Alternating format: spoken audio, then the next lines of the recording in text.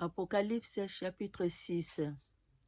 Je regardais quand l'agneau ouvrit un des 7 sceaux, et j'entendis l'un des 4 êtres vivants qui disait, comme d'une voix de tonnerre, « Viens !»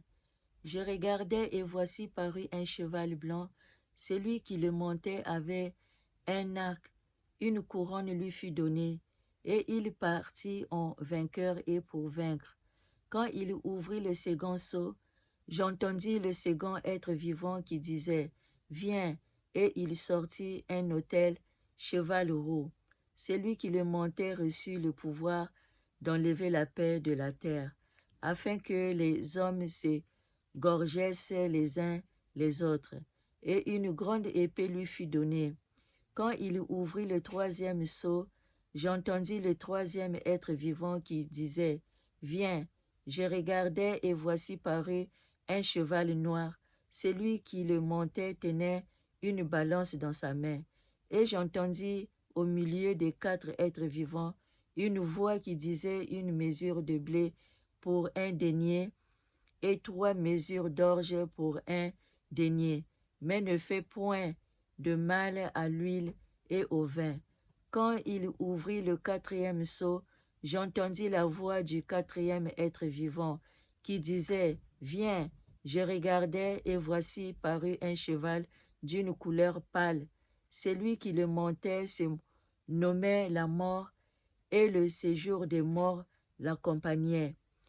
Le pouvoir leur fut donné sur le quart de la terre pour faire périr les hommes par l'épée, par la famine, par la mortalité et par les bêtes sauvages de la terre. Quand il ouvrit le 5e sceau, je vis sous l'autel les âmes de ceux qui avaient été immolés à cause de la parole de Dieu et à cause du témoignage qu'ils avaient rendu.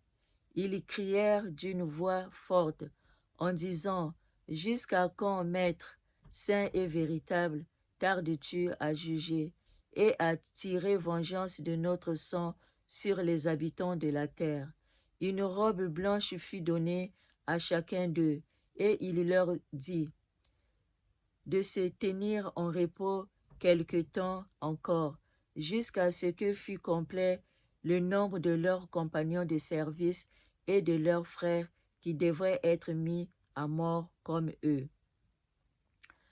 Je regardai quand il ouvrit le 6e sceau, et il y eut un grand tremblement de terre. Le soleil devint noir comme un sac de cria. La lune entière devient comme du sang, et les étoiles du ciel tombèrent sur la terre, comme lorsqu'un figuier, secoué par un vent violent, jetait ses figues vertes. Le ciel se retira comme un livre qu'on roule, et toutes les montagnes et les îles furent remuées de leur place.